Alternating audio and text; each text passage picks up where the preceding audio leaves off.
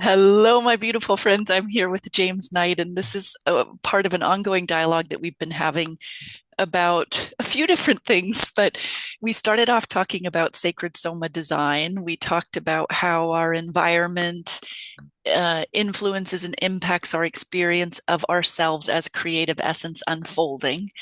And last time we were together, we started to weave in these bits about pleasure and desire, specifically in relationship to how we personally navigate and curate our lives. And so that's that. Before we started recording, James started riffing.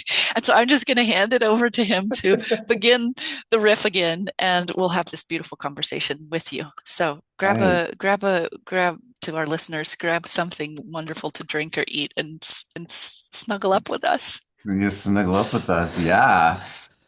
Well, gosh, Tiffany, it's such a pleasure to be meeting with you again. I'm just feeling so alive. It's just so nice to feel this effervescence when I connect with you energetically, even though we're not in physical proximity. There's definitely like an instant experience of pleasure and delight with you. So I'm just going to start off with that. So And what I was ease. and And ease. ease, It's just yeah. easy, easy, It's easy. just easy, yeah. And so what I was riffing with before we jumped on this call was one of the principles that I liked, one of the questions that I live with that's been really helpful this past year is a very simple question, but it's a profound question, is do I enjoy this version of myself in any given moment? Like right now, I just expressed to you that when I'm with you, I just feel so good. Like I really enjoy this version of James when I show up with Tiffany Carroll.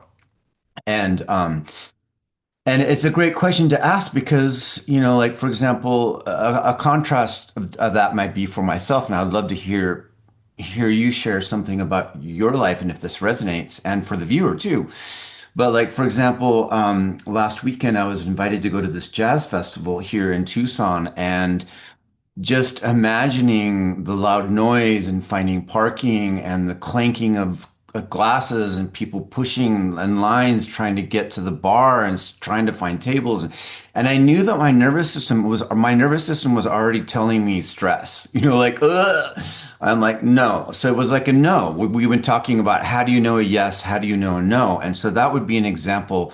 If I would have overrode my body's messages and went, because it could have been fun, but it was like I had been through so much this past week that would not have been what I just it was just a no. So that would have been a version of myself if I would have overrode that and showed up and did that.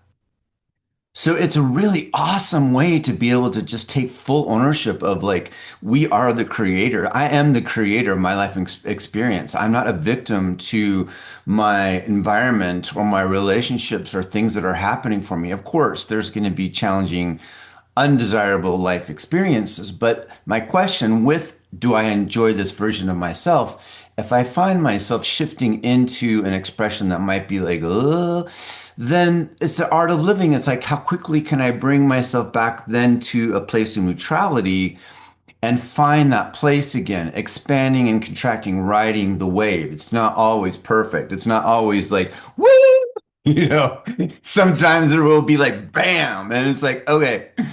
So So anyway, how I do just you bring yourself back to, so people can also understand for themselves, how do you bring yourself back to a place of neutrality if you've gotten charged in a, say, negative feeling direction? You don't like what you're feeling, you don't like what you're experiencing as hmm you. Yeah, my body gives me signals that it's not happy. So, for example, I might be clenching my teeth. I might be taking rapid breaths. I look at my body language, is there anything crossed? So, what I do and the steps that I like to follow are, first of all, just check in. And also there's a mask too. I feel like when I'm in a situation where I'm not enjoying this version of myself, I start going into protection mode somehow on a subconscious level. So it's like, wait a Mm. minute, remove the mask if there is one and uncross all my limbs, bring my feet flat on the floor, and first start practicing with my breath because even in a crowd of people, I can still work with my breath. And that doesn't always work, but it's a good first start, and relaxing my muscles and relaxing my eyes and just, just kind of grounding down and in. And the next thing is just opening up my energy channels so that whatever's going on in my environment, the energy's moving through my system instead of getting stuck.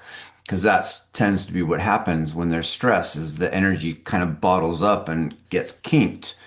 Okay, So so that you're masterful at this. And for somebody listening to you that's like, how do I open up my energy channels? Can you say something more about that? How somebody can Yeah, sure. I immediately mean, open? I've practiced over the years being a body-oriented psychotherapist. Mm-hmm. I get some pretty major heavy stuff going on. And when people are seeing me and moving the energy physically, there's Mm-hmm. kicking, yelling, screaming, hitting. And so what it means to me is working with the chakra system in a practical way. So there are chakras on the soles of the feet. I see them as apertures on a camera, or like when the eyes are dilated. So at least that's what I imagine, is that my feet chakras are just open, like portals. Mm-hmm. And I am consciously bringing the energy down and through and in, down and through to the earth, and literally asking for the earth to hold me. And the earth for me is a living soma, and so it has so much capacity to receive. So there's a dynamic conscious relationship of grounding through my feet, and then also allowing the buoyancy of the earth's vitality to come in and support my system in any way that I need. So there's a dynamic relationship of and also up through the crown chakra too. It's almost like in yoga science we call it the Sushumna, which is the energetic highway that runs up and down like a tube. So I just become aware of that.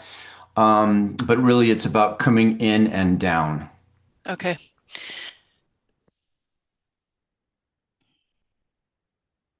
What's this connected to? We were connecting it to something. Oh, Pleasure and pleasure, desire. pleasure and desire, pleasure and desire. Pleasure and desire, because it's our birthright to experience pleasure and desire. And when I was reading your notes, Tiffany, by the way, for those of you that are listening, when Tiffany, you sent me, I printed this out, but after our last phone call, you got this inspiration and you wrote down like you do, like you're one of the most inspired people I've ever met. I know, it's And crazy. I'm just like, ah, so I was reading this going, yes.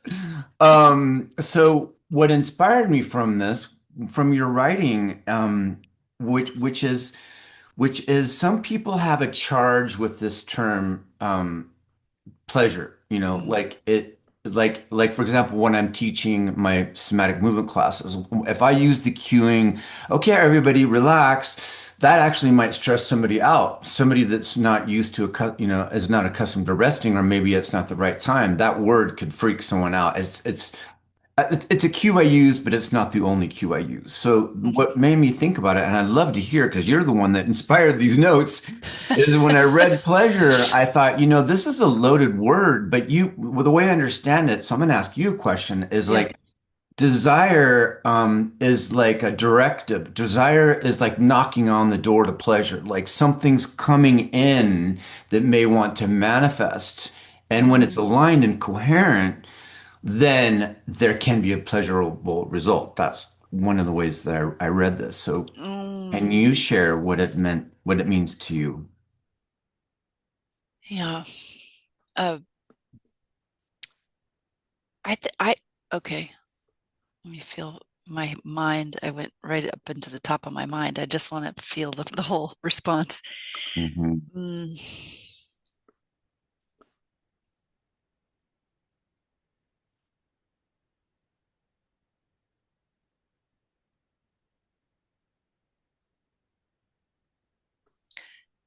So I experience what I'm calling desire in this context as I sometimes refer to it as my conversations with God or with source or with spirit or even my higher self, that there's something that starts to want me that I want.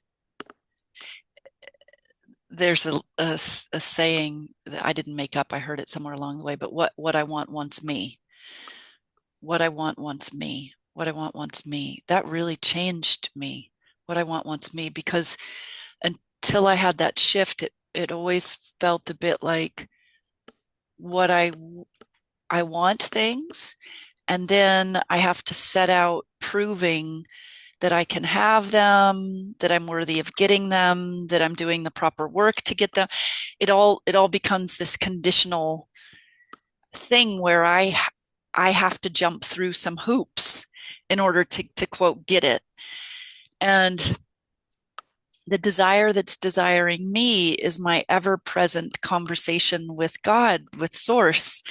And that can be, by the way, from wanting a new dress. It doesn't have to be something spiritually epic. Wanting a new dress to wanting to buy a villa in Italy to wanting to create a completely different narrative about healing for the entire world. Like, Mm, all of those are mm, true wants for mm, me. I would love to have a new dress right now. We mm. wanted a villa in Italy. We did that. Yeah. Um, so it's like there's these creative impulses that are birthed through me and that come into me at the same time. They're bi-directional, maybe they're multi-directional.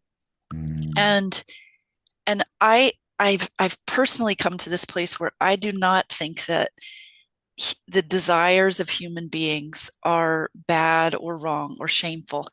I'm not saying that there can't be what we might classify as a perverse, something perverse. We're not even going there right now, because in general, I think if a human being is allowed to want what they want and allowed to endeavor to find union with that, I think that just desiring more and more is the most natural thing in the world. I mean, I watch Kiara with it all day long. Now, let's just take the, do I want to go there? No, I don't quite want to go there. That would add a whole other direction to this. But um, to kind of give it into a place where I want to hand it off to you is, mm, if desires are my conversations with God, then having desire is a prerequisite to me experiencing myself as a creative agent. mm. So it's the desire itself that Ah, facilitates movements into creation. mm, Just if we take the desire to have a villa in Italy, okay, mm, then where's the money going to come from? That shifted the way I did my business, where, etc. You can kind of get the feeling of that. So that's desire. And then well, why don't I pause there and see what you want to bounce back with, mm.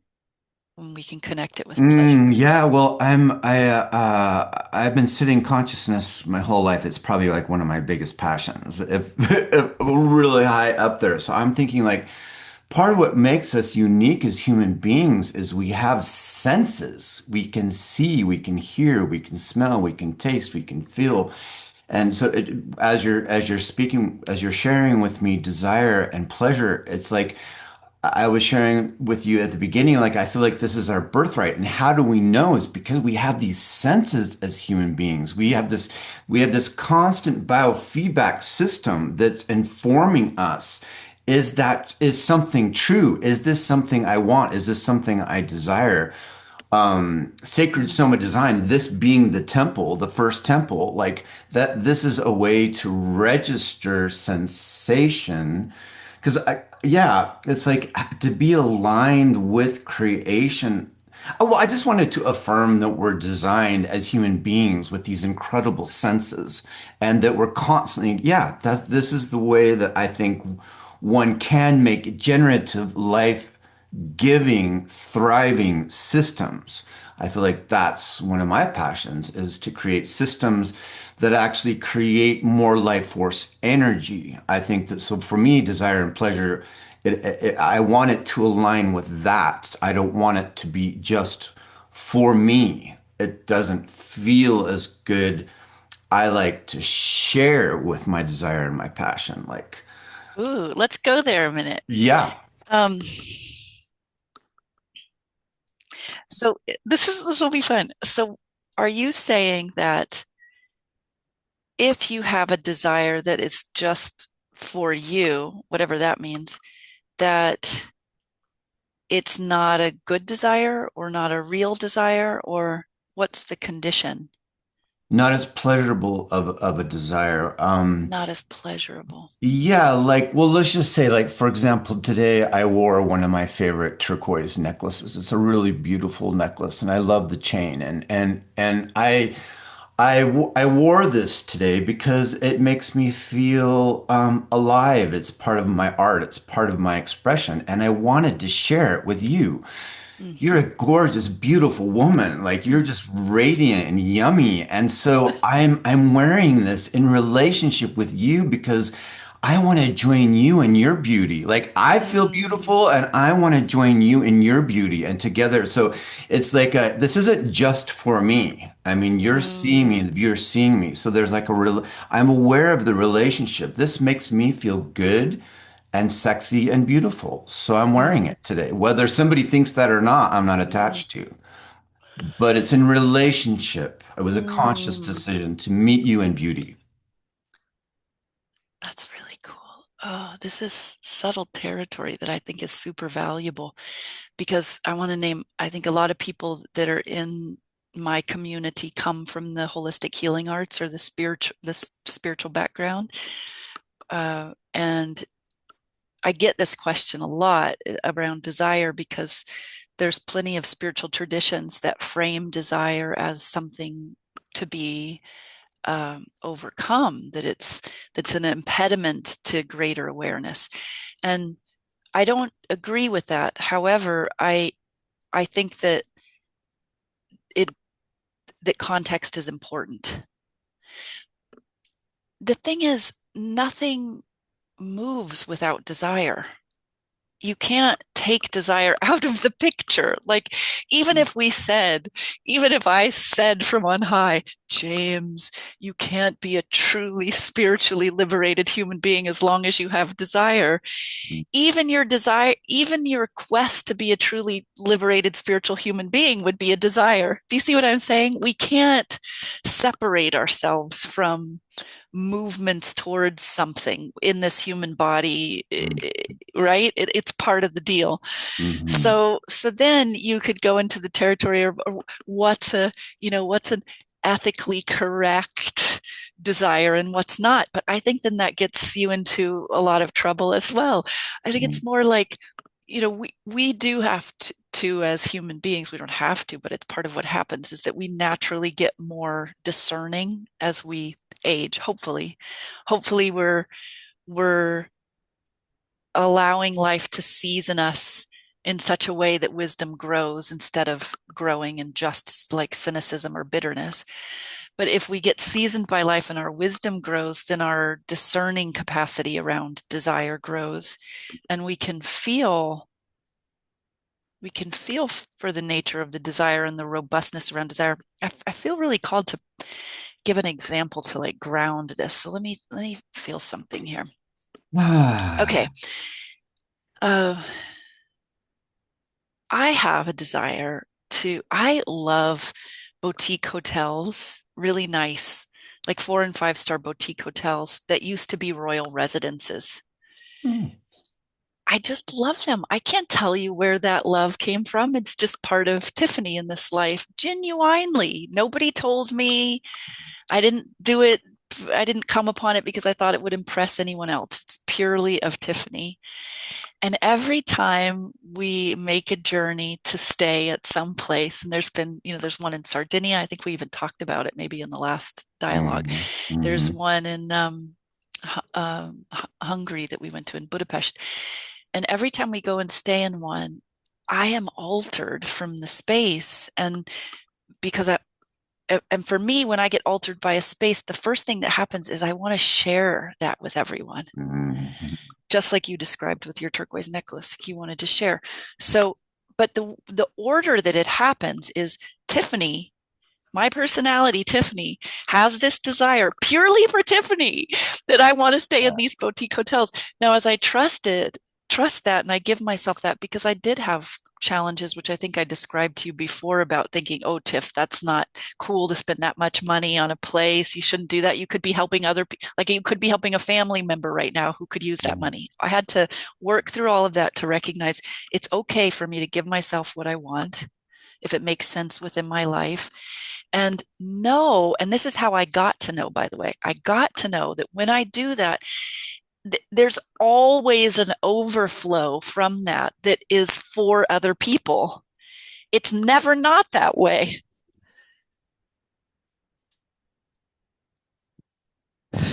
Yes. Yes, it was what I was. Oh my gosh, I'm tracking everything you're saying because everything is relational. So I think there is like a balance between, desire and need and want and passion. And then also I think it's healthy to throw in a dose of non-attachment too. Like there's a desire, a want to stay in this boutique hotel. Chances are, as manifesting generators, will probably manifest that. And how I have a question for you. Like for me, that's how I live my life. It's like, oh my gosh, I have these dreams, I have these visions, I have these desires. There's an action part to that. I can put it into motion. And then I'm also very aware that to keep peace within myself is to have just a healthy sense of detachment. If it's meant to be, it's meant to be. And then if it happens, then I trust just exactly like what you said. Like I like to stay in boutique hotels as well, and I have really high preferences. And what I've noticed with knowing my value and my worth at this stage in my life, when this soma is feeling pleasure, it ripples outward as a way of being of service to the world because when I'm fueled by beauty and when I interpret beauty, eating healthy foods, staying in a nice place, wearing nice clothes, being with beautiful people, then I I am fueled. That as a creator then ripples out into the universe. So I think it's really important for me, it's very important to stay fueled. And it's through passion and desire and manifesting that with that sweet balance between effort and ease of detachment. Not detachment, but just Yeah, like room for the universe, I guess. yeah, mystery, Yeah, mystery. yeah, yeah, yeah. Yeah, I agree. I think that's a beautiful piece that you brought in. How I will experience that too is um it's usually around timing, actually. Like basically letting go of a need to have things happen in a certain way and in a certain time, connected to Tiffany's personality agenda. Hmm. Because, and this, I want to name this before I say it, which is that it took me a Mm, while to realize the truth of what I'm about to say. And I don't think that you can mm, ever make it your truth without having the experience of it first for yourself. And mm. that is That's that true. Yeah. the universe has my back. Hmm. It has actually all of our backs. Does that Mm, mean that you'll never experience hardship or challenge? No. mm, But it there is a fundamental choice that each human being has to make somewhere along their mm, journey, which is that are you going to decide that you're in a place that is, from a meta view, that it's supporting your well-being, your growth, and your flourishing? Or is it a place that isn't? And you have to be vigilant and careful and protect yourself at all costs at all times. And so it's like one of my previous spiritual teachers used to say, he called it the sun is always shining model or something like that. That basically somewhere in the world the sun is always shining. So you can choose to orient yourself around life, that life is for me, or you can choose to orient that life is against you. It's a fight, it's hard. mm, And this is an orientation choice that's made by each one of us every single day. It's actually, we're looping back around to where we started mm, because you started off there. But you think about what you started off saying in the beginning. I don't remember exactly how you said it, but that mm, you choose, that you're not a victim, that you're choosing. But mhm, I'm sure that you had an enormous amount of life experience that led you to be able to consciously make that choice. Because I don't know about you, but I spent at least half my life just feeling like I was getting whipped around by life, just getting my ass kicked. And if somebody would have said to me, "You're not a victim," I'd have been like, Mm, told him mm, where to go because it mm. just felt like life was happening to me and kicking me ass. So all of this development happens. Then we come to a place in our own sort of reckoning and our own development where we get to decide, is life for me or against me? Because that decision, that conscious decision, actually completely shapes your foundational experience at the nervous system level each day. I was going to connect that to something, but I kind of lost the thread. So I'll pause there. Well, let's see if I can wrap it around because I Mm-hmm. am feeling, let's see how this feels. And I know that we're getting close to ending our call too. So I'm thinking about pleasure and desire. So the first thing that came up while you were talking is living with a high level of trust. Like I live with an extremely high level of trust. I call it just in time universe. Everything is always just in time because how do I know? It's always unfolding exactly as it's meant to be. So I have a story to tell. It's a brief one. So I was in Croatia and Slovenia leading a retreat. I stayed after because I wanted to experience the party life of Croatia because I've heard it was like the new Ibiza, just really great DJs. I had no idea what exactly was in store, but gorgeous on the Mediterranean, sexy people. I stayed afterwards, and that's what I wanted. That was my pleasure. That was my desire. It was something for James, right? So I'm at the beach. I go to the bar, I order some water, and I'm just standing there, just checking it out, just in awe. It's so beautiful. There's boats and then all of a sudden, somebody gets off a boat and they're hobbling up to the bar. It's a young couple, a very sexy young couple. And the short story is the female, the girlfriend sprained her ankle getting off the boat, and I just happened to be sitting there at the bar getting some water, honestly, at that point.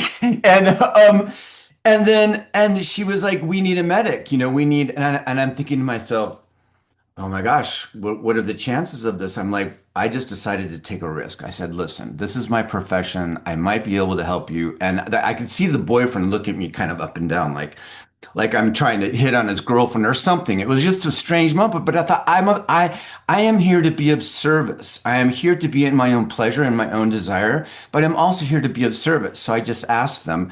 I said, "I might be able to help you. I can't promise." Anyway, in the end, sat down on the sand at the bar.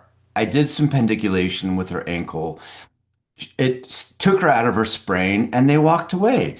So it was like that was an example for me of like trusting Mm. that I was brought to that beach party at the right time, at the right place, in my own pleasure, and at the same time open to the universe of being able to give back, like Yeah. spontaneously.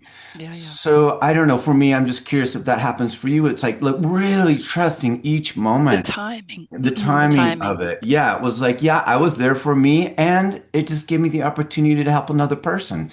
And I don't know how this all ties in, but I guess just Well, a, we were a tying it to deep place of attachment too. trust, Yes, a deep because place of trust. you can't have the dose of non-attachment without trust. That's how they all fit together. Like you can't have the non-attachment unless you have trust, and without some measure of trust you can't choose that the universe is for you. I mean, there has to be some of that going, Exactly. which by the way, all trust hmm stems from our capacity for self-trust. So it starts hmm starts inside. It's embodied. It's embodied. It's not an idea. It's trusting oneself, right? It's like trusting this. And Mm, again, this as the biofeedback system, the body doesn't lie. In my experience, right. the body is constantly telling the truth through sensation. So beautiful what you said. It's really, really beautiful. We have I can go for about like 4 more minutes.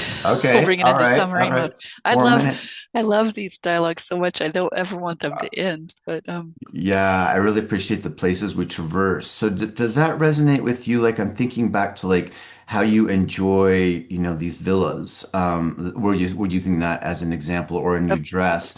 Like, do you find yourself in those situations when you're radiating with my imagination and you being in those places that you're just radiating with just Yes. life force energy. And Yes. and do you experience the world responding to you in that way? It's relational. It's a Yes. dynamic relationship. When you feel good with yourself, an abundance of life can happen. Yes, well said. That is all what I experience. It's why I think that it's why I encourage people to travel, and also why with my clients that I do one-on-one work with, when they come for their private retreat, I say, let's meet some in another country. Let's meet in another place that feels fun and exciting, where the land feels inviting for you. Because the thing is, when you step out of your norm, and you maybe wear some different clothes, or you're tasting different foods, the smells are different, Yeah. your whole world opens up. You have new sensations, some of which maybe you find pleasurable, some of them not, but Mhm. all of it's fertilizing you and opening you, and then you Mhm. unfold to yourself differently. Mhm. People respond to you differently, Mhm. Mhm. and your world is then different. Mhm. We think that we have to do Mhm. all of this, like Mhm. step by step change, to do Mhm. this to get that, to do this to get that, and to do this to get that. And I think what we're illuminating and pointing to is, uh, pleasurable feelings and sensations in the body are an innate part of your navigational system. They Mhm. don't lead you astray. Mhm. I don't I don't Mhm. care what religious doctrine has to say Mhm. about that. They really don't lead you Mhm. astray. They really don't lead you Mhm. astray. I have taken a deep examination of this. Now, sometimes Mhm. something can get a little, an impulse could get sort of twisted around in someone, but when we really get to the core of what they're desiring, where the pleasure is coming from for them, it's so pure. It's so pure. And then, Mhm. so pleasure and pleasurable feelings and experiences, they don't lead you astray. So that's number one. And then number Mhm. two is that desire is your conversation with source, higher self, God, the Mhm. universe. It is what facilitates creative emergence and creative expression within you. Without actually letting yourself gravitate towards what you want next, you're not going to create next. You're not going to express next. We have to have that desire in order to become. It's a Yeah. necessary ingredient. Okay, I have a way of how I'd like to finish wrapping up from my end. Okay. As you were speaking, I'm thinking about living authentically with owning that we are the creators to our life experience, Mm. experiencing that desire, that pleasure. I feel and trust it aligns us to create space for magic and miracles. That's what I find is that when we give ourselves permission to be our full self, authentically embodied in that place of trust and making these decisions, we create space for the mystery to come through. And I'm just going to use the words magic and miracles, Mm-hmm. like the unexpected. So many beautiful things can happen and come through when we live authentically to what this Summit Temple is saying as a yes and a no. Oh, so beautiful. Okay. Yeah. I want to add to that that, Okay. uh, two things. One is Yeah. that yes, yes, yes. No, three things. Yes, yes, yes. Second is, and it may require for people a journey to be able to do in a consistent way what you just described. There's a developmental journey of sometimes for people coming back home to their body, learning how to Yeah. listen. True. There's True. this is zones of mastery that Yes. you're in, and True. to some degree Yes. I'm in. Yes. And so, like, don't be hard on yourself if you don't Yes. have that experience regularly. If What Yeah. I would say is, if it feels delightful to you, then Hmm. say yes, to say, yeah, I want more of that. Okay, I want more of that. Show me how. And then there will be there's a developmental process that's beautiful and perfectly timed for every person. And there are tools, and uh, there are tools and their understandings that will come to you at exactly the right time that will support you in your journey with this. And connected to that is that, James, I just wanted to officially, like, say out loud that, we have something that we're percolating together. that is a, a retreat style, small group with you and I, for creators that is connected to everything we're talking about. I know. If you were going to say it, I was going to say it. So yes, yes, yes, yes. So naming that, and Yes. if you just Yeah. if you're listening and you felt something wake up in you and perk up in you around that, Yeah. just stay tuned because there's more to come. Stay tuned. There's more to come. I love you, Tiffany. Thank you I so love you too. much. I love you too. Okay, Thank stand for 1 sec. I'm going to stop the recording. Thanks Okay. everyone for watching. Okay.